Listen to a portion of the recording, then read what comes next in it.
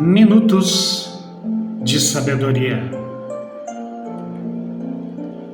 Carlos Torres Pastorino. Capítulo 3. Lembre-se de que colhemos infalivelmente aquilo que houvermos semeado. Se estamos sofrendo, é porque estamos colhendo os frutos amargos das sementeiras errôneas do passado. Fique alerta quanto ao momento presente. Plante apenas sementes de otimismo e de amor para colher amanhã os frutos doces da alegria e da felicidade. Cada um colhe exatamente aquilo que plantou.